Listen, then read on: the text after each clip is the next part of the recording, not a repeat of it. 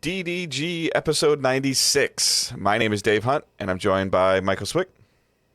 How's it going, Dave? We're just talking about how, you start coughing right before the show starts to go on air, man. We're gonna have to get you out of the basement. You're gonna have to take over one of the kids' bedrooms. Like two of them moved out, right? You just Yeah, take over, yeah, we'll turn them see. into an office. Unfortunately, I thought that they'd be gone by now, but they're like these boomerangs, man. They just keep coming back, like pandemics, other stuff. Eventually, you're gonna have to Christmas, change the locks. That's what you're gonna have to do. You just change the locks, cut them off, and just be like, "I need to record my gaming podcast in your bedroom now." Yeah, I don't know. I usually haven't had this much problem in my basement, so I don't know if it's just been the weather or just the whatever bronchitis that I had in end of June, early July. Not COVID. Been tested for it. All right, so we are Digital Days Gaming. We are a weekly podcast that uploads every Thursday on podcast services around the world. If we're not on one of those services that you use, let us know. We can look into it. If we are on the service that you regularly use, and that service allows you to leave a review, that would be super helpful. Stars and something written helps us move up the algorithms, and more people can discover the show. And as always, just sharing the show helps a lot. Hitting the share button on Facebook. Retweets or even quote tweeting on Twitter helps that tell anybody that that maybe you're hanging out with that's playing a game. There's a bunch of cool stuff coming up as we're getting into the nitty gritty of the holiday season, and our coverage might be have some stuff that people might be interested in, or talking about games that people tend to pay attention to more or buy more during the holidays. I feel like stuff doesn't get as much publicity in May, June, July, and August as it does in October and November. From a gaming standpoint, of where people are, when it gets cold, they'll go back in their houses. Yeah. Right now, it's that weird quiet time. Though stuff starting to release. Madden released, right? Is that out? Yeah, Is it's that out. usually Yeah, the sign that it's a games thing. are coming out? Yeah, Labor Day's coming up, and football's soon too. So everybody's going to kind of start getting back in. So If all right. John Madden doesn't see his shadow, then video games release. So I think that's how it goes. yeah, something like that. So in the show notes, there's a bunch of links to the website, to any of our social stuff, Facebook groups, Discord, Twitters, all that stuff is in the show notes. So check it out. And we're going to jump right into the news, which is pretty much post Gamescom, I'd say, right? Yeah, this is this all was announced during Gamescom for the most part. Right, And we're post Gamescom now. yeah, It's Gamescom over, yeah. Gamescom is over. Now we're just getting little trickle stuff that we might talk a little bit about after we're done with the main stories from Gamescom. The first one being the Saints Row reboot is real, and it is a reboot. We were kind of theorizing what form this was gonna take, and a remaster, or a continuation, but it looks to be completely new. Yeah, it's completely new. So this is an actual legitimate reboot. We even were theorizing that it might be one of those reboots where the Saints, because of time travel, we're gonna go back because I think they unlocked time travel or some other weird shit in the fourth one. But no, this is a new crew that are calling themselves the Saints. It takes place in a desert city, so we're moving away from the traditional metropolis city that we've had before, and all new cast of characters. And it looks like the art style is a little bit more realistic, but it's retaining that cartoonish look that we got used to with the last two. I put a weird thing in the notes that the first two games were pretty straightforward GTA clones, and then the last two were just I think the quote I put was silly dick, but I don't know if people use that term. But they were really out there and wild, and this looks closer to how those first two games were. And there's a little bit of color and a little bit of that neon splash that we saw with a little bit. So it looks like they might have found a good middle ground to bring people in. Yeah, there was some pretty heavy backlash on Twitter about this trailer. People weren't happy with kind of I guess a little bit of the art style and the character development from what they could see. And the Saints Row Twitter account was actually actively firing back, defending their choices. And some of the stuff that was in there was it appears, and I mean I could be wrong, but it appears that this might be a prologue to the Saints forming, or that they're not Saints yet. Is kind of what the Twitter account was insinuating. Yeah, like this sounds like this is the formation of a Saints game. Hmm. Whether it's going to turn into the Saints game we know, or Right. if this is just a complete like refresh, new Saints in town sort of thing. Yeah. So I mean, the trailer obviously was a CG trailer. I watched it. I haven't really delved too much into the Saints Row stuff. Although like on the Epic Store this week, it's like Saints Row something was The free. third, Yeah, it was free. yeah, So it might be something that I'll mess with a little bit. Although I can probably just go to a store and buy it for like $10 at this point in time. But I don't have a drive that takes a disc. yeah. So, It's usually on sale on the Xbox. I know. Like, Yeah, every it's just other I week, haven't. so Like I said, I could- just haven't looked, and the Epic Store pops up on my computer every time I sit down. It's like, oh, this is free. I'm like, okay, sure. yeah. But it's like that open world GTA style stuff never really intrigued me, and then it didn't help that I didn't enjoy Agents of Mayhem. Mhm. So not that that should turn me off from Saints at all, but this looks interesting just to see the chase scene that they were showing in the trailer, and some of the crazy weapons, and just some of the stuff that I always wonder, like the stuff they were doing with the car. Like, am I going to be able to control that? Is that going to be a quick time event? Where he essentially like launched the car, like he one of the characters. I don't even know, like used it as a pivot point, like used one of his weapons as a Mhm. pivot point and flipped the car. So it'll be cool to see what I guess maybe what Volition can do when when they're a little less handcuffed. Like they can, like if this is a reboot, they can kind of say like, well, we're just gonna not worry about it being Saints Row ish right now. We're gonna make our new Saints Row. So Yeah, they definitely had like kind of worked themselves into a corner hmm with 3, and you definitely saw that in 4 of just like, well, we got to keep topping ourselves, got to keep topping ourselves, and that's why they have to reboot is because they now can do what they want and pull some things back, especially Volition. I believe they're in Champaign, and how Volition had worked for forever is they would just pull people from uh, the Illinois University, hmm the University of Illinois, and that's where they were pull like most of their workers from. So they were constantly getting fresh people in there, and a lot of the main people from like Saints Row the Third and Saints Row 4, they're gone. hmm So the new group at Volition, either had to continue the tradition of Saints Row 3 and 4 without having most of the major people behind that game available, or just do their own thing. And it looks like they're going to do their own thing. And I think that's what this definitely needs. And then yeah, I guess we're just gonna have to watch Twitter count. Twitter count was like updating hmm everything. The thing that I pulled from their Twitter count is you'll be able to customize the main character, Yeah. and that's been a tradition in all the Saints Row games. So we'll get more. They showed just a little bit of gameplay, but it was so insignificant. It's like, Yeah. what's the big deal? I think they also did like a little bit more gameplay the day after It's for their coming own like event. February, right? Yeah, February 25th. February is Yep. It's ridiculous gotten next packed. year. It's gotten packed. Like just off the top of my head right now, the three that I know for sure: Horizon, for me, Destiny, and now this. Yeah, and then another game we're going to talk about in a couple of minutes. Yep. Or the next game we're going to talk about is also a February game. Yeah. Yeah, there's a lot of stuff hitting. October of this, like right now, October looks jam packed of this year, 2021, and February 2022 is looking kind of scary. It's already scary because it's a 28-day month, and now like Yeah, now you're just packing everything in Yeah, there. so- But we see this more and more because they have to get stuff out before March 31st for Yeah. the financial year. So February is like the perfect time. But I also, if and I hate to say this because you know me, I hate being this guy, but like, do you think Saints is gonna hit this date? I feel like it's been in development a long enough time. I don't think the next game we're going to talk about is going to hit its Okay. date. All right, let's go ahead. So, Go into it. yeah. I'm actually curious about this. I saw this. I have a friend through that's working public relations for this game, so I'm super interested in this. I don't know anything about it I know a little bit about it, just because because you're a of nerd. how, yeah, comic book nerd.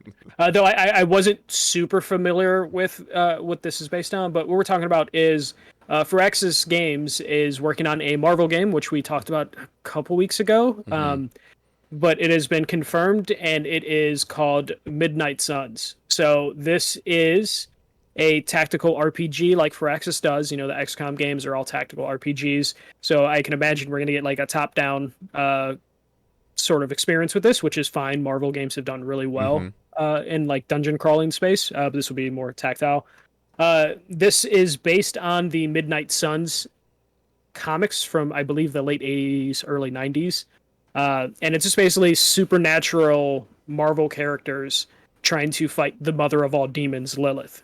The twist with this game is the character you play is a customizable character that you control.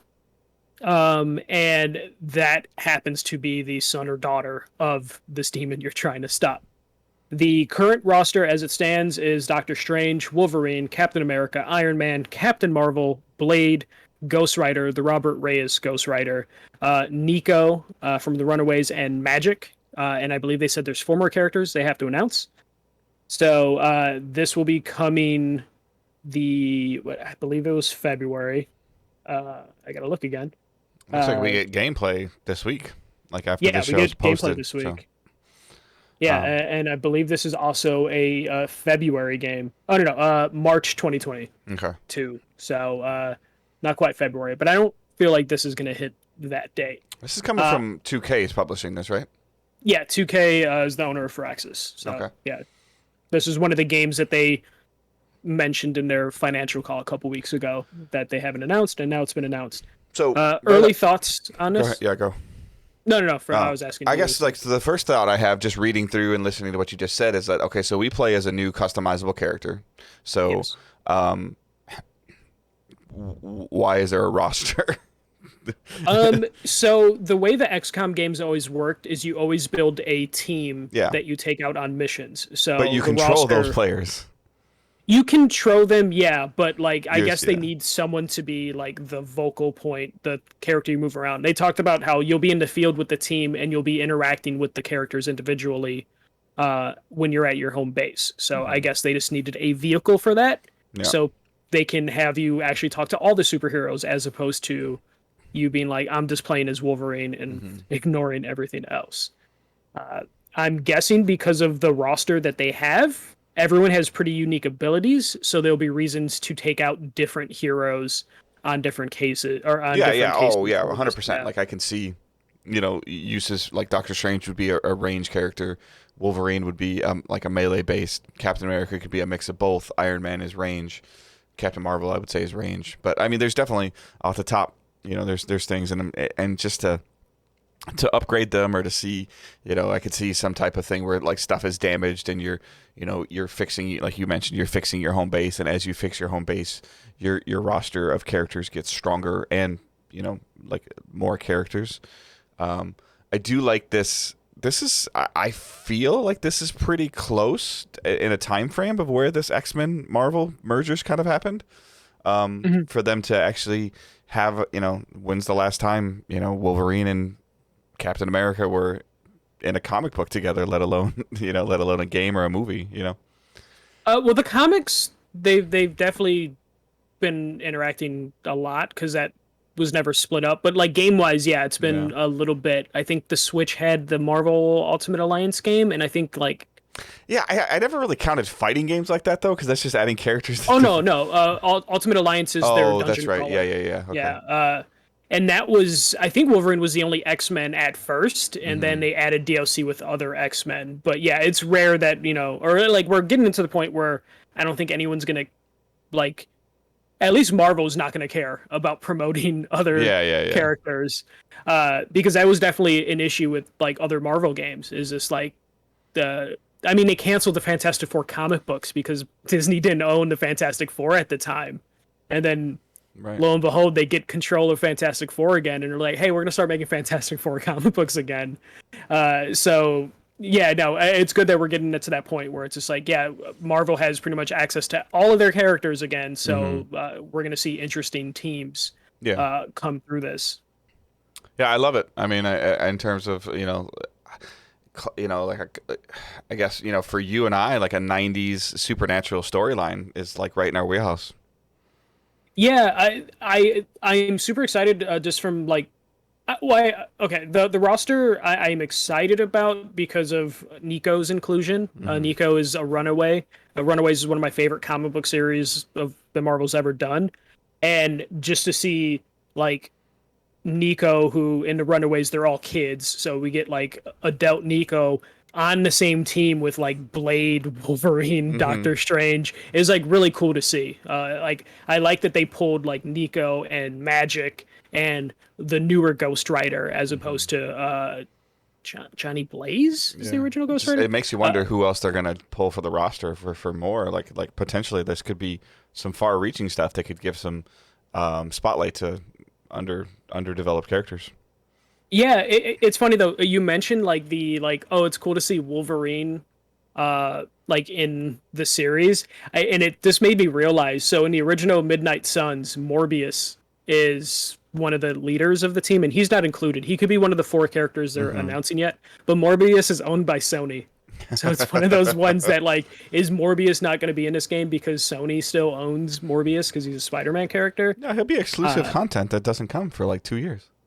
yeah, exactly. When they buy the Spider-Man rights back from Sony, they'll be like, "Hey, we're gonna add Morbius to Midnight Suns." And a hero to Uh, be added later. yeah. Like, The only thing that I kind of annoyed me with this is like I wonder how weird Firaxis wanted to get with this, uh-huh. but then Take Two was just like, "No, no, no! You need Captain America, you need Captain Marvel, you need Wolverine, you need Iron Man." Because I feel like if they're going full supernatural, like those four Hmm. characters don't fit at all. Yeah, or Though how I can dark see, they wanted to go, and Disney's like, no, you can't go that dark.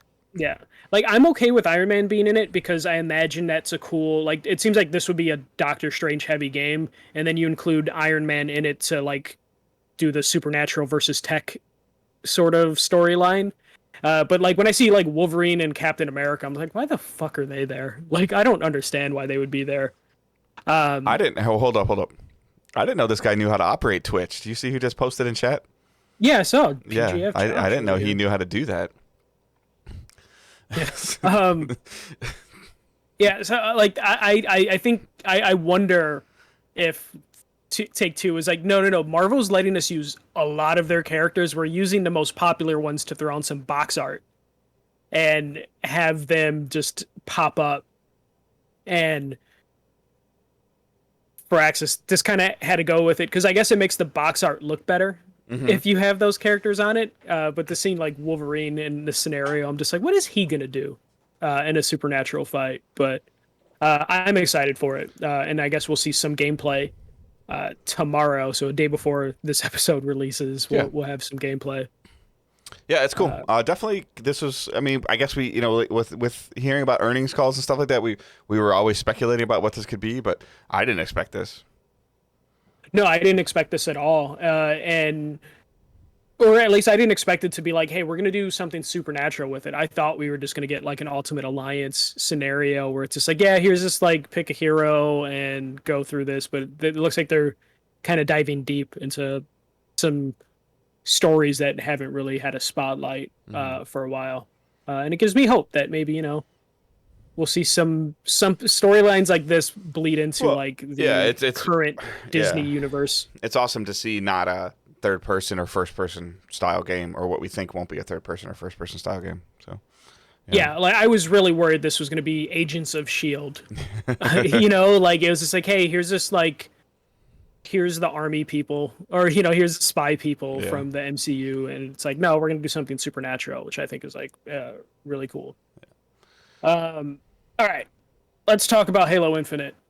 There's a lot of good and then there's some actually I think there's more bad than good from all this. Halo Infinite finally has a release date, and that release date is December 8th. So Halo Infinite is finally coming out after what, like 2 delays? Has it been? Like this was Yeah. going to be a launch game, and then they said it's going to be delayed, and then I think it was supposed to come out I think earlier I this think they year. just said it's going to be delayed, and then they just said it's delayed. They never said that. A Yeah. lot of times when companies will say, "Oh, it's delayed till like early next year," um, or it's delayed till summer. They just said it's delayed. I think they actually indefinitely delayed it. So Yeah. Well, we get the game coming out December 8th, PC and on Xbox One, Xbox Series X, all that stuff, Game Pass Day 1. And the thing that bummed me out is at Gamescom, they only showed multiplayer. We find out that the head of 343 said they're in a critical phase of development, so they couldn't prepare any sort of campaign footage for an event. And then they hit like the biggest news, which I believe came out the day before, which is the game isn't going to launch with campaign co-op or Forge mode, which is Forge mode. I kind of get they're doing new things with the multiplayer. They need to figure out Forge mode, need new time, but campaign co-op is very important to a lot of Halo players. It's a thing they've been doing forever. So the fact that it's not launching with campaign co-op doesn't give me much optimism for this game when you're losing two big modes. And this game was supposed to come out last year. Any thoughts on it's that aspect of it? It's obvious when they brought I might get his name wrong, but Joseph Selden. When they brought him back, there was obviously there was a reason that they brought him back, or that he wanted to come back. I think that was a mutual conversation, and there was definitely was some issues with the game. Excuse me. Based on what we saw from the gameplay reveal, that didn't look good. But I also feel like this is like kind of circling back to the Saints Row conversation that we were having. Like, this is why a lot of companies want to reboot, because they when they reboot, they can sit there and say like, hey, we need to adjust or change some things. Like, you're not wrong in saying that Forge and campaign co-op is intuitive and important to the Halo franchise, but maybe it wasn't intuitive and important to the current development team. So it's hard. Like this, I if you really ask me, like, they care about the multiplayer. That's their priority right now, is the multiplayer, the free to play aspect of it, the seasonal aspect of it. And then I hate to say it, like, I hate to say it this way, but I feel like they're gonna try to drip feed the Halo content to us to keep your Game Pass subscription. I can see that being like the covert op reason for like holding back modes, but the thing that worries me is, again, they were totally planning to launch this game last year, 100%. Which means there must have been some level of confidence of just like, well, if we just work a little harder and then pandemic hits and wipes that away, work harder as in like most likely crunch in order to get this game out last holiday. Pandemic hits, kind of either was a blessing in disguise because they weren't ready at all to ship last holiday, or it completely disrupted their workflow, which it's probably a little bit of both, that they couldn't launch it. But I really think the campaign co-op stuff is kind of a huge thing, at least for diehard Halo fans. Absolutely. But from a standpoint of, so the multiplayer is free to play, regardless if you have Game Pass or don't. There's going to be seasons, so that's really all they care about, is the $10 season pass from the start. And then this franchise carries enough weight to increase Game Pass subscriptions, which is which, as we can tell, is what they're worried about. They don't care how many copies of the game they sell. That's just icing on the cake. But there would be no reason, like a single player Halo fan that would get Game Pass in the month of December or whatever, in January, and play the game and beat it, and that's really all they cared about, and then they would go back to playing their other games. There's no reason for them to keep the Game Pass subscription other than the extensive library that's there of other things that are potentially coming, versus hey, I could see this totally. Next season in Halo, you get to play campaign co-op, and in season 3, you can start to Forge customization, which will then tie into something within the season pass that they're doing to keep you engaged in the multiplayer. Yeah, I think that strategy only works is if they're confident enough that Halo's Infinite is going to be a stellar product. And I don't know if they've given anything to the audience, to the fans, that gives them confidence that even Microsoft is confident in the product. Instead, we're getting like mixed messaging, we're getting delays, we're getting like bad presentation, early on, bad presentations. Yeah. But this is what sucks about doing your 5th and 6th version of a game, is that there are expectations that come with an Uncharted game and a God of War game and a Halo game, and even to this point, like a Horizon game already, of where like as a broad example, let's say for some reason that Aloy couldn't ride machines in Horizon 2. Like, people would be like upset because they could do it in the first game, but maybe it's not an integral part of what they wanted to focus on in the second game. And maybe the campaign co-op is harder to do because they're focusing on a more linear single player mode that they want you to experience solo. But that would be, in that scenario, I feel like they would have had to come out in front and tell people, as opposed to, hey, the game comes out in 2 months. Also, you're not getting Forge, you're not getting co-op. Sorry, guys. Like, they needed to get out in front with a roadmap. And I agree with what you're saying, and I'm kind of just playing a little bit of the other side. Is like, did they ever say that Forge was going to be in this? They never said it wasn't, and it's been in like I know, every like multiplayer I get online it, Halo. I get it, and I'm not disputing that or anything like that, but it's just one of those things where this is the expectation that comes with of having a Halo game, similar to the like even when things change in Madden or things change in NBA or in MLB The Show, people are very upset because the precedent has been set, but it doesn't mean that it has to stay that way. That's all. Yeah, but I it's one of those things where, like, I get what you're coming from, but it's you have to get out in front of being like, hey, we didn't do Forge mode. But why would, if I'm Halo developer, why would I come out and talk about what we're not putting in the game? I want to talk about what I'm putting in the game. But exactly. That's when you're like, hey, we're not doing Forge mode, but here's our substitution for it, or here's why, because we wanted to focus our efforts on something else, as opposed to messaging of like, oh, it's just not ready yet. Like, they could have been like, hey, this is the biggest Halo campaign we've ever done because it's openish world, and we just couldn't do co-op for it, or we'll figure out co-op later.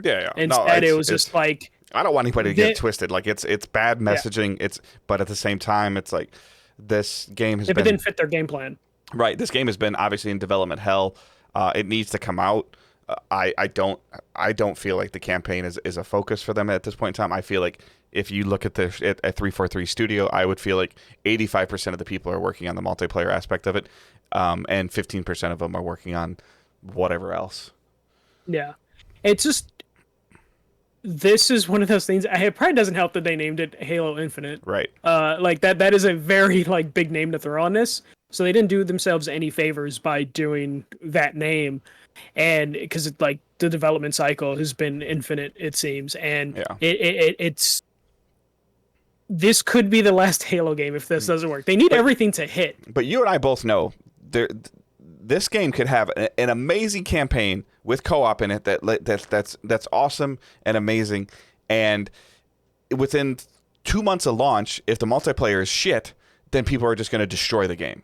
But if the multiplayer is engaging and good and a competitive scene, and like from a streaming standpoint and in a season pass grind standpoint, it doesn't matter what the campaign is.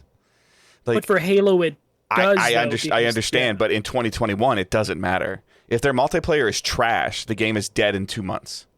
But with that same like logic, the right move would have been being like, we're not doing campaign, Right, like it's like, we're just not going to do it. But they wanted both ways. They wanted to set up their free to play multiplayer, but then they're just like, well, shit, we need to do a campaign. Remember all the people that were so mad about Black Ops not having a campaign?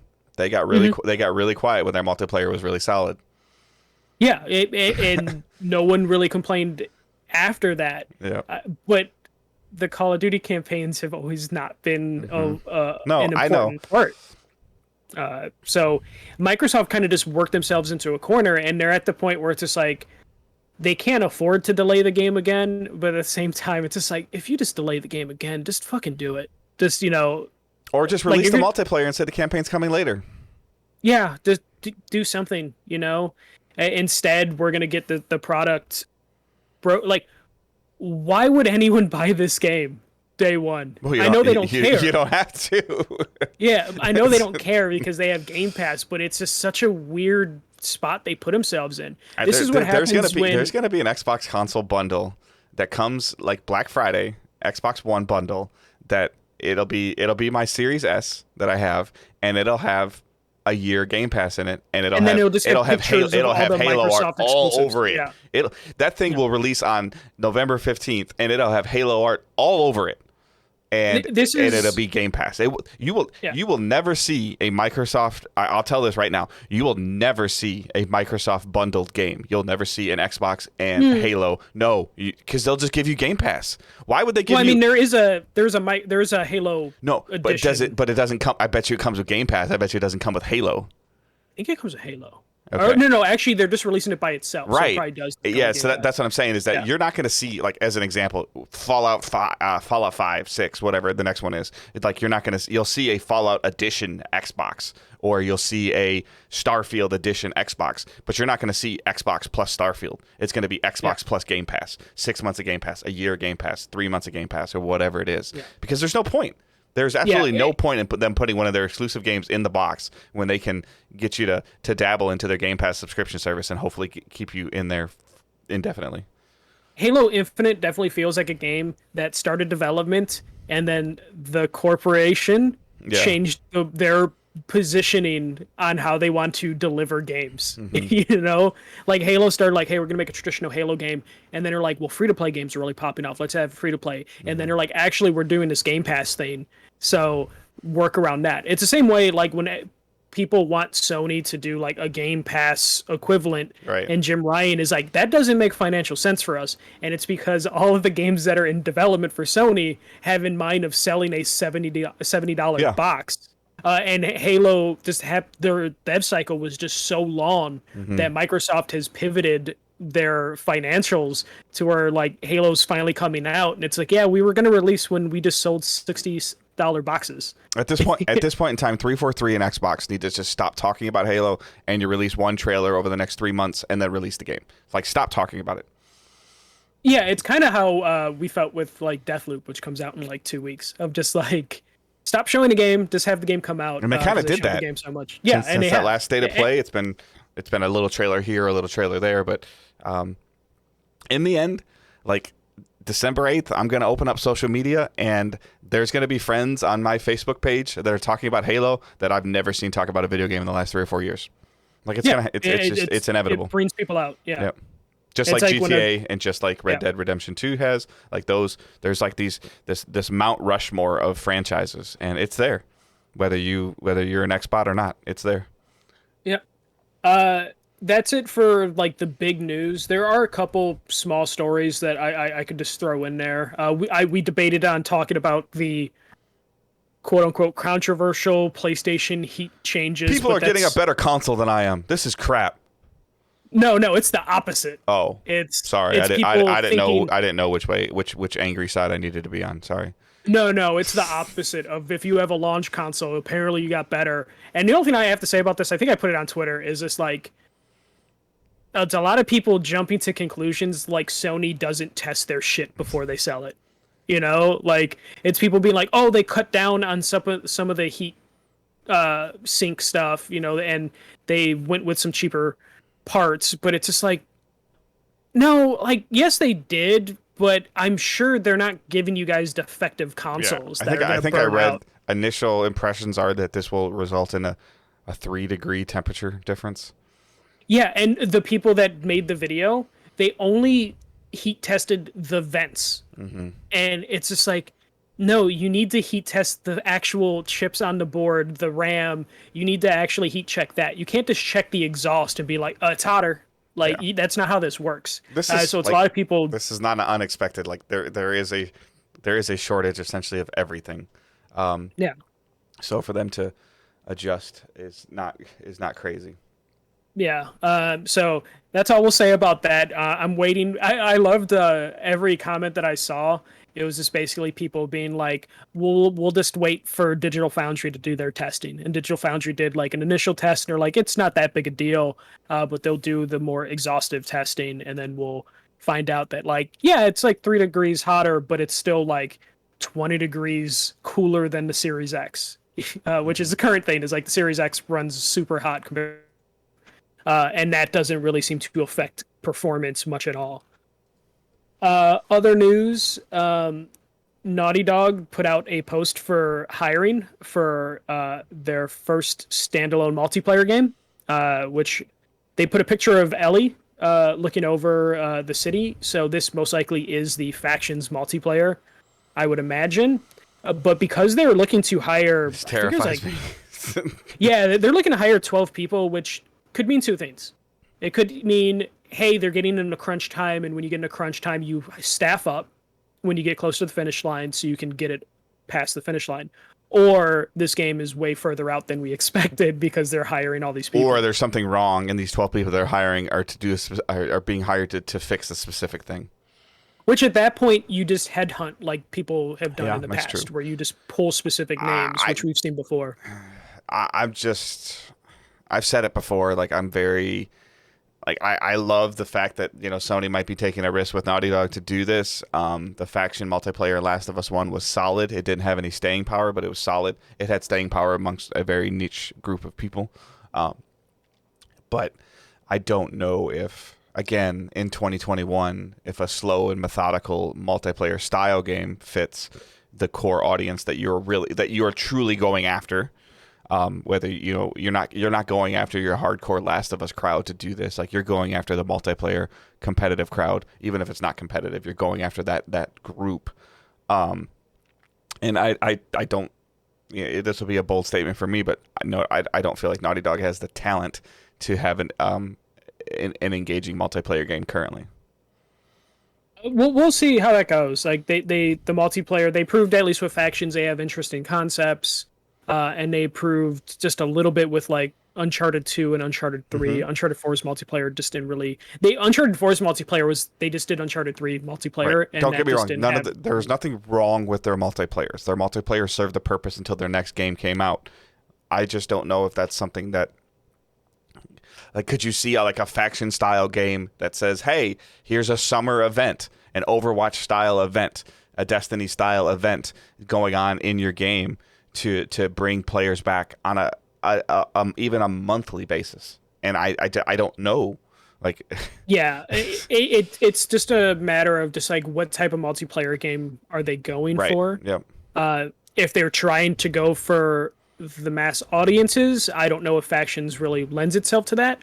But if they also want to just get themselves into like the weird Twitch phenomenon, they can probably get into like a nice groove with like making a game that streams really well, and can be very watchable for other people. They could definitely maybe tackle that, as opposed to trying to be the next Fortnite, which I don't think they have any sort of like notion to do that. Even a Tarkov, or even to have an 18-month run like the Division had, the Division 1, or any of these games to even have even a flash in the pan of 6 months.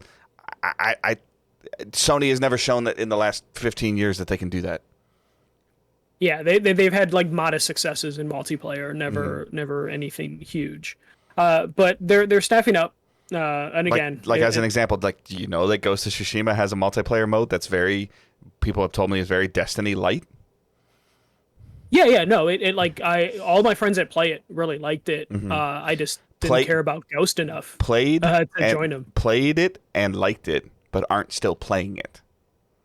Yeah, well, that was like the friends I talked to, they were just like, I ran out of content for the most part. That's the concern I have, though, is like, couldn't like the same thing could be possibly said about whatever this Last of Us game is. It might be great for like 90 days, but then what does the next 180 days look like? That's where that's the perspective I'm trying to make sure that people understand. Sony has, top to bottom in their studios, obviously has tremendous talent to write great single player narrative story driven games. Their multiplayer games through the entire PS4 generation have fallen flat. What is it? What's the one called? Battle the car game. Destruction. Yeah, Destruction All-Stars. Like just dud. Like yeah. And I know that's not Sony direct, but they obviously put their, like somebody came to the table at Sony and said, "Hey, this is what we're gonna do," and they're like, "All right, we're cool, we're backing you." Like, where's that backing now? 4 months later, 6 months later, like.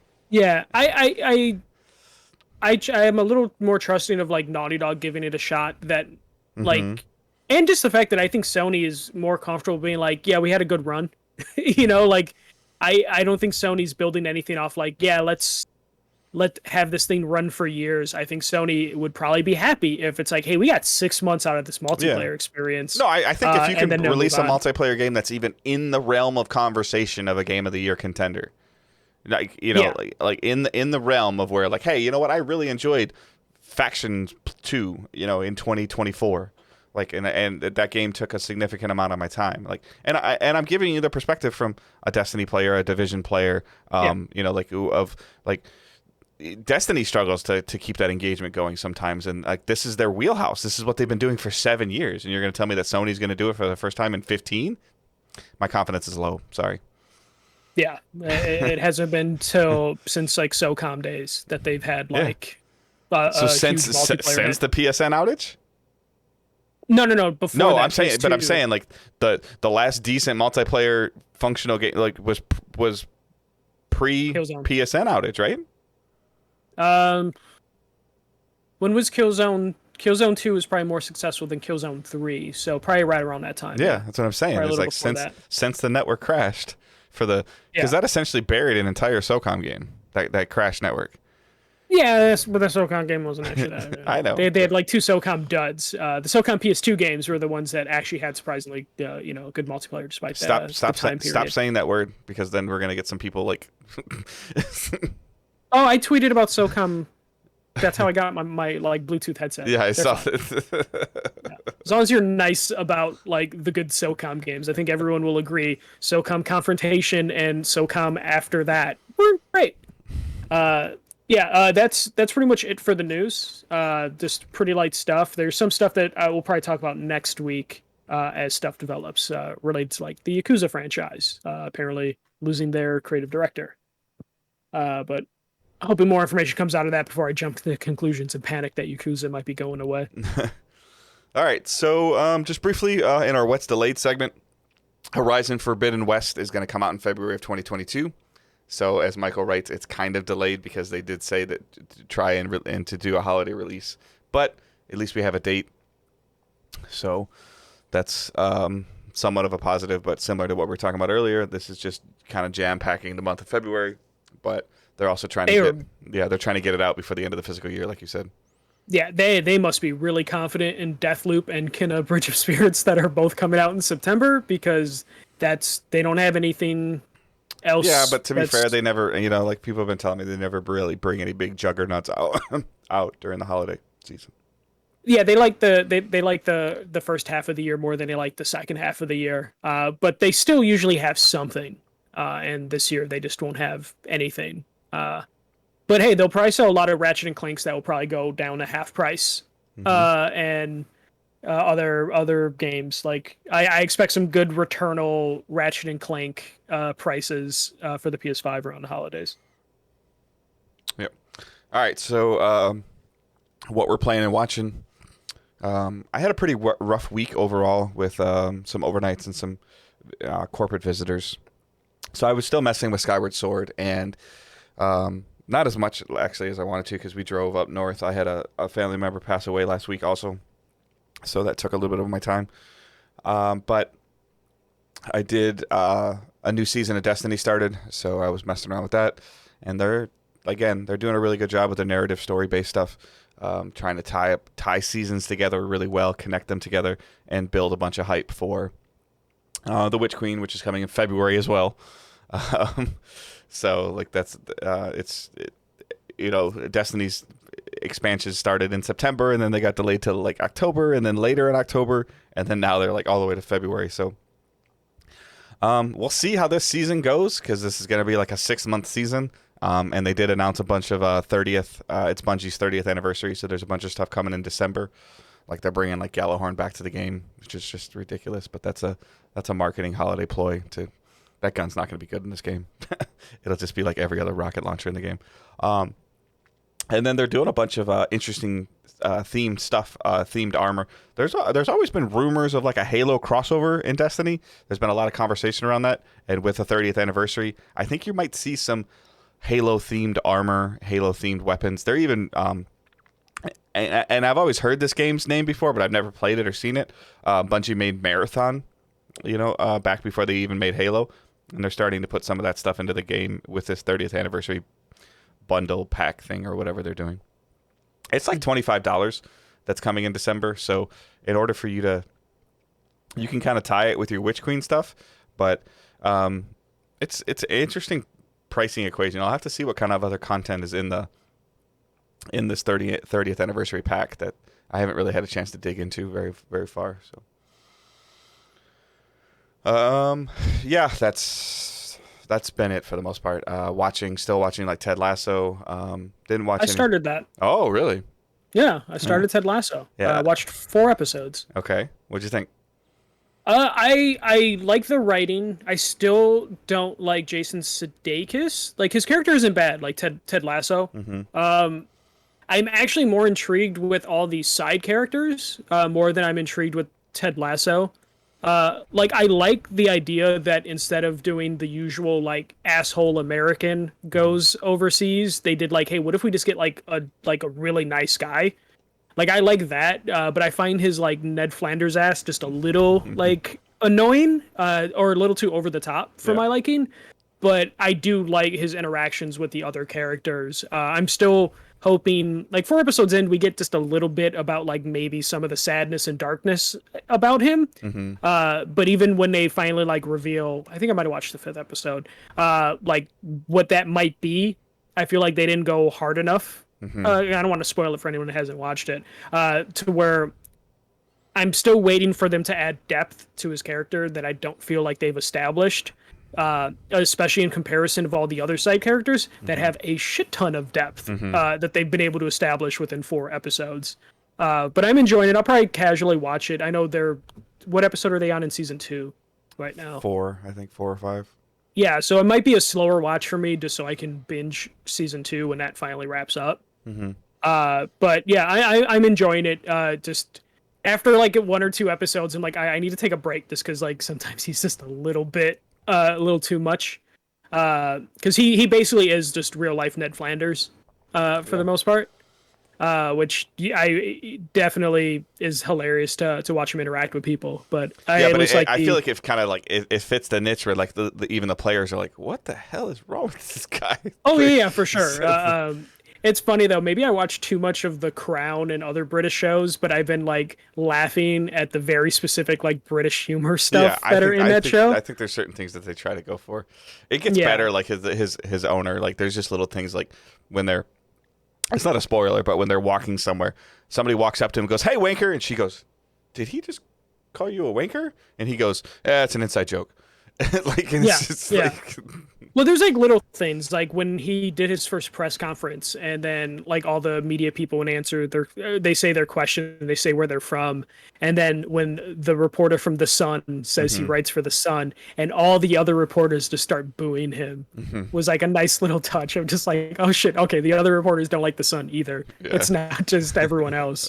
I like little jokes like that. And then Giles from Buffy was in an episode, which was nice. I was just like, he plays the ex-husband, so I was like, oh shit, there's Giles. So I always laugh because British shows tend to do that, even though this is definitely American ass show, but they're at least pulling all British actors who are usually just popped up in any British show you watch. It's got a solid foundation for the show. I just need a little bit more depth from Ted Lasso, which I think they're slowly like giving that to him, but I really hope it isn't what they've at least alluded to in like the 4th or 5th episode, where it's just like, well, his problem is he's just a really nice guy, and it's just like, man, there better be more to that, or I might just bounce out. But yeah, so not a lot of watching for me this week. A lot of sleeping, and then just in my back and kind of in my Destiny routine. Whether it is what it is, I'm grinding power level again just to be able to do some other content, and hopefully that they bring some other interesting stuff. Like I said, I am concerned about a 6-month season and what will or won't be in there in October. So yeah, no movies, nothing like that crazy right now. So what you got? Yeah, okay. So I started. I'm continuing with Final Fantasy 14. I'm up to level 32. I think I unlocked my 3rd or 4th dungeon which I guess after I do that one, I will unlock one almost immediately from what my friends are telling me.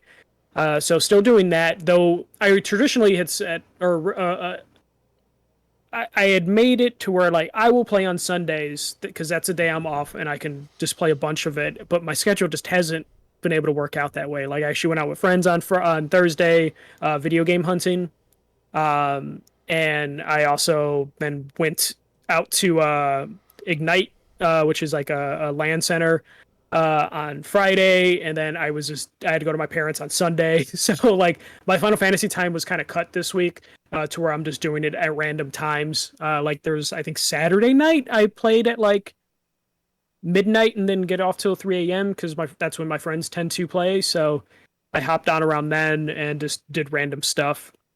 Still not completely engaged in like the dungeon work aspect of the game. I kind of just like doing some of the side quests, and doing the tasks that they want you to do because there's so many things you could do side quest wise.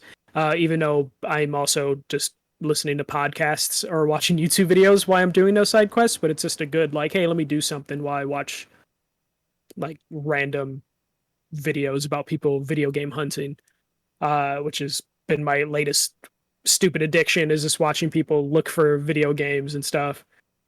Which is something I actually do with my friend last Thursday, where we went hunting to different stores because he's into collecting Digimon cards. So him and his friend go out to the like far suburbs to grab Digimon cards, and I was like, "Hey, let me go tag along with you and hit up a couple video game stores on the way there." So, still trying to rebuild that PS3 collection through video game hunting.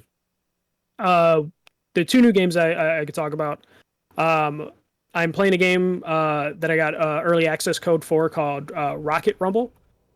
This is like a character racing game, like character hero racing game, where you basically play as like cute animals that are in like mech suits and you basically race.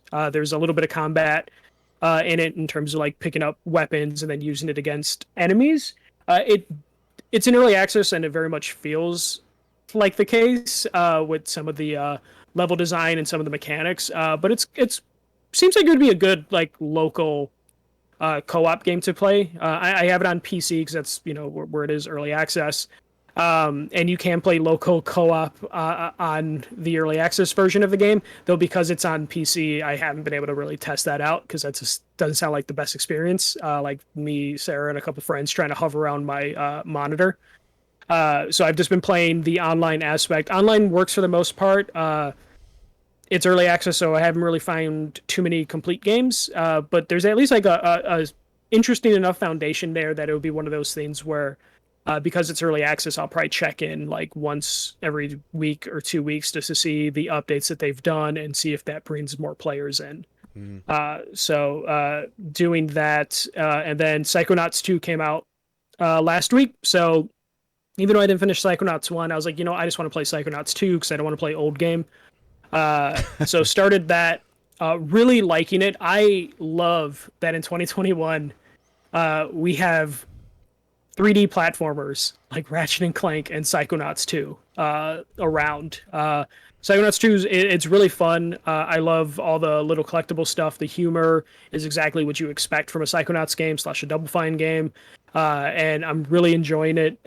It was on Game Pass, which is part of the reason why I was just like, let me just jump into it without finishing the first game, because it was just like there's no like actual cost to like worry me, to like stop me from picking it up. But Psychonauts 2 is really fun. I probably recommend jumping into it. It has a go on. I have a question for you based on that. Playing Destiny the other day with Randy, he's also in chat.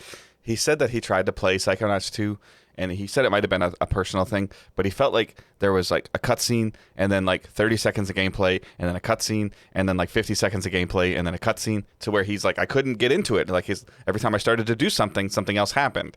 I haven't played it, so I was kind of more wondering your perspective. Did you get that feeling early on? Maybe maybe 30 seconds is an exaggeration, but he never really got into, like he said, every time he started feeling comfortable with the controls or in a groove, there'd be a cutscene.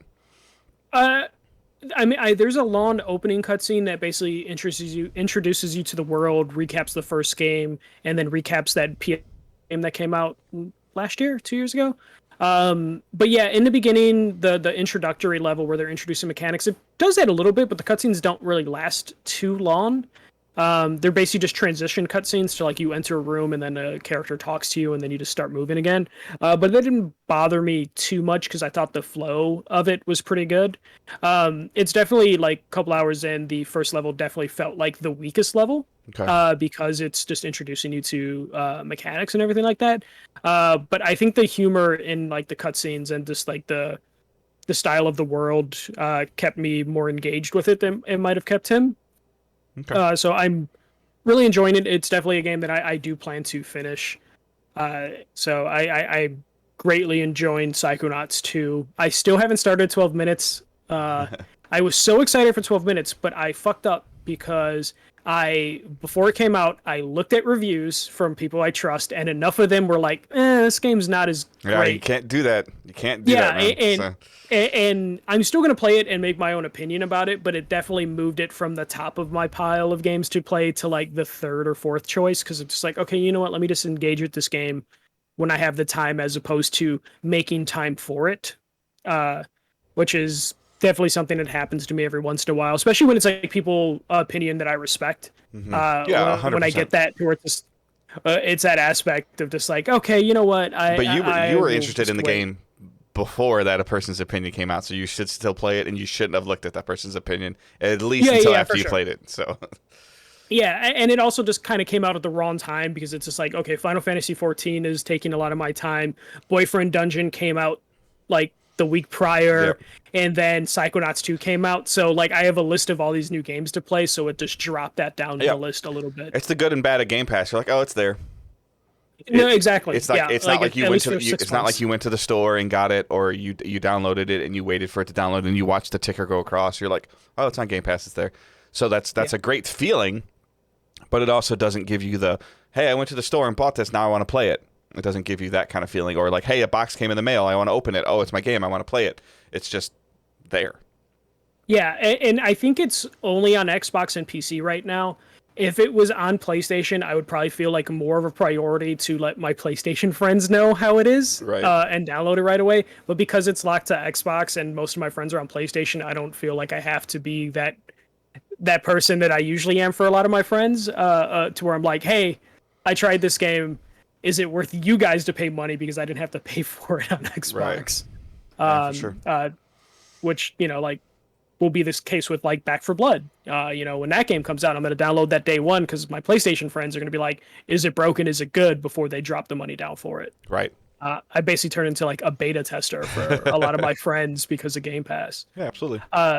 That's it for playing and then watching. It was Ted Lasso. I went to Ignite and we played like I think Mario Kart, Smash Brothers, and then Rock Band Cool. for a little bit. But that's pretty much it. Did you want to talk just a little bit about Far Cry? I know there's an Yeah, episode just so people briefly. know. So if you didn't see in the feed when you're listening to this, there is a Far Cry 6 hands-on impressions. I was able to play Far Cry 6 last week, a significant amount of time, and it's solid. Similar to what we've been talking about with Halo and expectations and Saints Row. It's Far Cry. It's more Far Cry. It's the interesting points. The two biggest, I guess, the three biggest things that I took away from it are,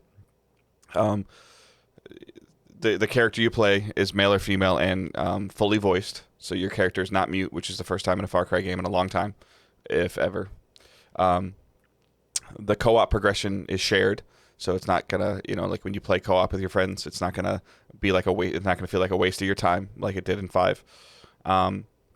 And then there is a large amount of it feels like crafting weapons and gear and customization of your character. Even like some of the gear you pick up, like I guess I would armor or the stuff like gloves and boots and a hat, all have, some of it has like poison resistance and fire resistance, and there's a lot of stuff going on. But at its core foundation, it's more Far Cry, so it's more like super, like it's more focused on the villain, but with your character actually having voice lines, it feels early on, it feels a little bit more engaged story-wise.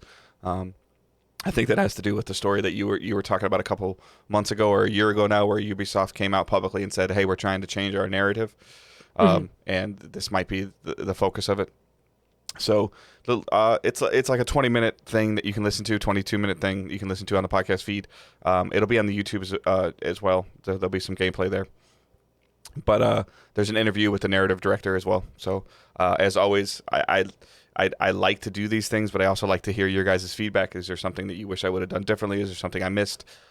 Would you just want to see, raw gameplay footage uploaded to YouTube without any commentary? So, but that's on YouTube and it's on the podcast feed. Since Dave's coughing right there, we'll move on to questions and comments from the community. The first question that we got is from Robert Cartwright. Do you think developers and console manufacturers do enough to stop hacking on multiplayer games? I read today that COD players are now running aimbots, etc., on PS5 and Xbox platforms. So now turning off crossplay doesn't solve this.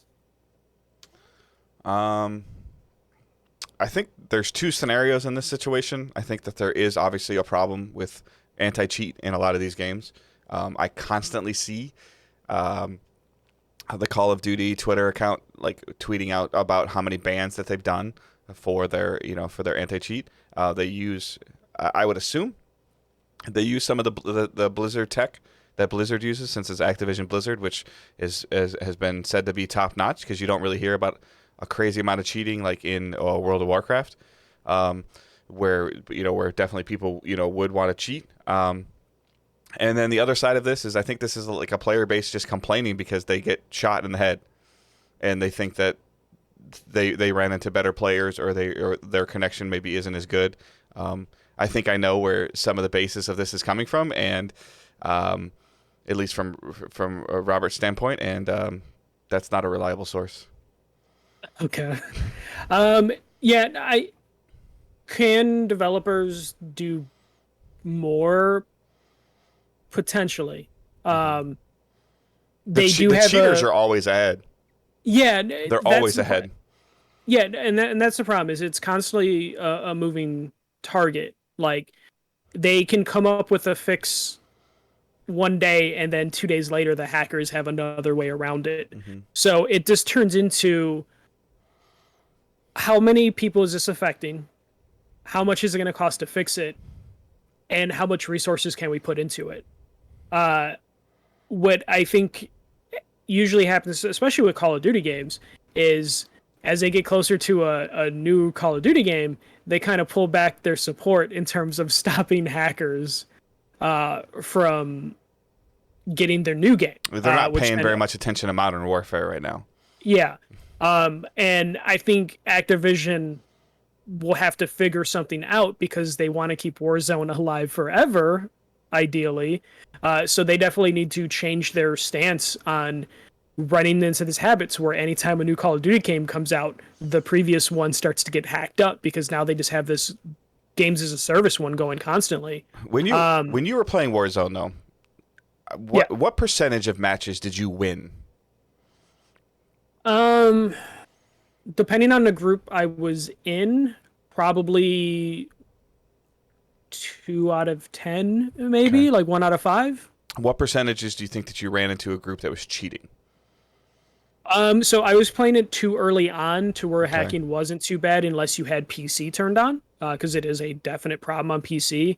I'm not too sure, since I haven't played Warzone in a while, how bad it has gotten on consoles now that the consoles have been kind of compromised. But definitely when I was playing with PC enabled, you would run into people that are just like, "Oh, I just got shot through the wall." Yeah. So it is a epidemic. Like, it is a problem on PC. In the same amount of matches that you would win, probably. So like 20%, 10%. Yeah, probably like 10%. So by PC you win a match, you lose a match, and the other 8 are whatever. So 80% of your time is fine. 10% of your time is a win. 10% of your time is a cheater. Yeah. Okay. Uh, Like that's well, not terrible. Like yeah, and how important, like other than a little niche in your a little notch on your emblem, or like you're not getting serious loot from winning.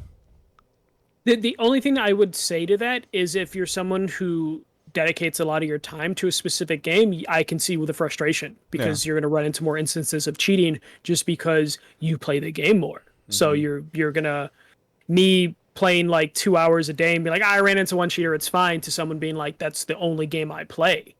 Running into cheaters is going to feel more of an issue. The only It thing is definitely that I know is, so again, Destiny related, because it's a games as a service that I play all the time. That has at least on the PC side, had a rampant cheating problem in high end competitive content where loot was on the line, where certain mhm. exclusive loot is actually on the line for you to earn, as well as a significant time commitment to get to that said loot.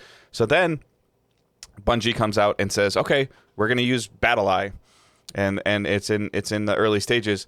And then the PC community is complaining like they're going to access my privacy settings. It's like, you want anti-cheat, but you're not willing to put the anti-cheat on your system so it can detect it. Probably because you're cheating. Yeah, no, and that's a problem with PC often, is because like in order to, it's the same problem that Valorant had. Mm-hmm. Where Valorant, you could not play Valorant unless you downloaded their anti-cheat Mm-hmm. engine that got administrative activity access to your computer. And that is always going to be a problem, where you're going to just have people that are just not going to want to engage with it. And then it's up to the developer of being like, we don't need their money. Like And you're going to have a lot of developers. I would hate to see you go launch Warzone tomorrow and it requires you to download something onto your PlayStation 5 that A, takes up space, and B, accesses your IP essentially, and whatever device you're plugging into your PlayStation. And people are going to be like, oh, I don't want to do this. And like, okay, but you want us to do something about cheating, but you're not willing to. It's like, I don't want somebody to rob my house, but I'm going to leave my house unlocked. What? Yeah, the problem is like in order for them to do like extreme measures, they usually need the capital. They need the money to do that. You either need to throw a shit ton of people. It's but why like Fortnite has hacking, but you don't hear too much about it because Epic is really on top of it because they have an army working on them because they produce enough money. And in the end, you finishing in 5th place versus finishing in 1st place isn't really the end of the world. You just load up another game. Yeah, yeah. But I again, if you're dedicating yourself to like one specific game, you're gonna get frustrated because you're gonna see more instances of cheating as opposed to like just casually playing it. But yeah, developers are trying, but the hackers are always gonna crack whatever they do, and then they're just kind of stuck in an endless cycle of trying to fix it. Yeah, some of the cheatings that I've seen in Destiny is absurd. Like, I'm like, how do you even figure out how to do that? Like unlimited heavy ammo, full auto sniper rifles. Like, it's just like, how? Yeah. So some of it is really, really bad. But it's just kind of how we're gonna deal with, and especially you notice that as games go international, people have different stances on what they consider cheating, and we have instances like players. Oh God, I forgot the name of it. Yeah. PUBG. They had the instance where, like, as they got bigger and went more international, they had to deal with all sorts of weird cheating shit. That they just eventually were just like, yeah, cheating's just, it happens. Hey, we can solve the problem. We can go live in China and be limited 3 hours of online play a week. Yeah, you could do that. But that's also where a lot of the cheating is rampant because they look at it differently. Yeah. They look at it, I guess, as like they're just playing the game and it just happens to have cheat engine on. If anything, they should just do what Respawn does, where they just put the cheaters in Cheater Island. Yeah. And then just let them fight against themselves. Let the full auto sniper go against the wall hacking machine gunnist. But even that, it probably takes significant amount of work to like make sure you're doing that to the right people. Sort the matchmaking pools. Yeah.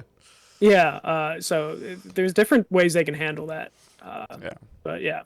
All right. So Roy Gibbs sends a question in. So are you doing a DDG group for this year's Extra Life?